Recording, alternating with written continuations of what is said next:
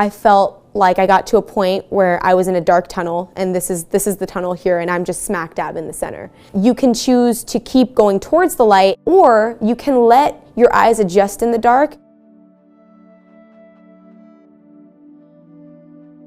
When my mom had passed away, I was just getting ready to graduate high school and, get ready to really set like the path for my life. She was supposed to be a huge part of that.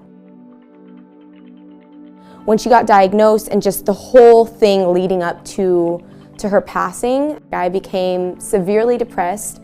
I went straight into an eating disorder. I had dropped from 110 to 115 pounds down to 85 pounds. Just 2 to 3 months prior starting my YouTube, I was straight up in one of the darkest places that I had ever been.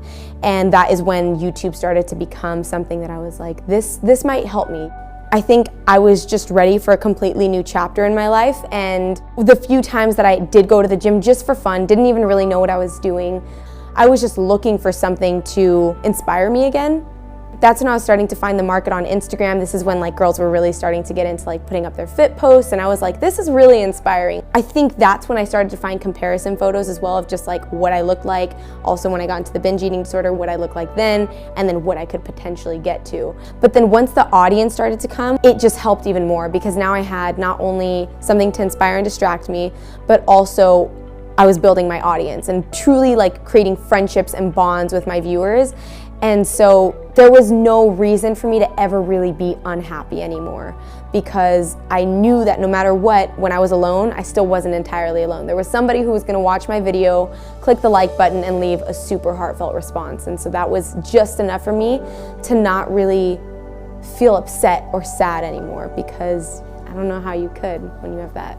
The injury with my hips, it didn't last long, but it was enough to tamper with me and really prove to me how important it is and just how good I feel when I get out of the gym. It's not just something where I just go just because I need to get content up. It's actually something that is a ritual and a part of my life, and if it's not there, something's off. I heard about Myodetox from several people.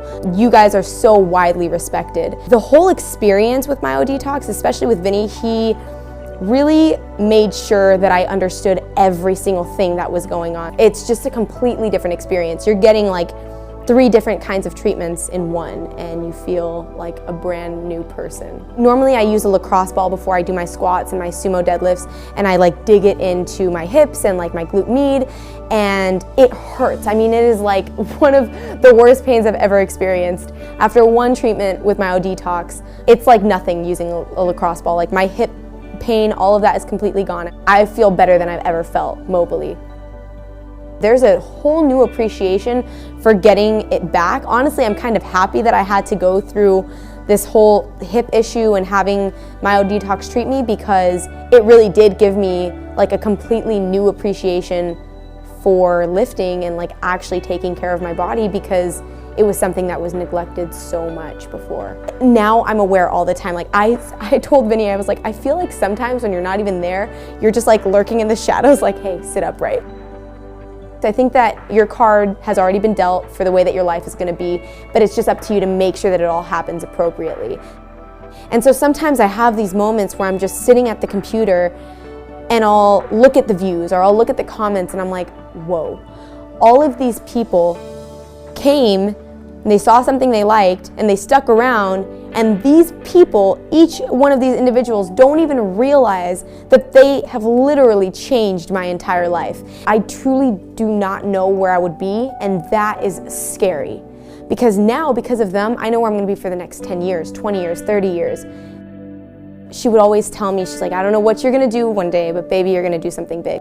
It keeps me pushing to make sure that while she's up there, she's looking down, she's like, that's my girl, keep pushing, keep doing what you gotta do, So that's all I need to keep me pushing and to keep me trying to become a better me every single day, is just knowing that she's up there watching.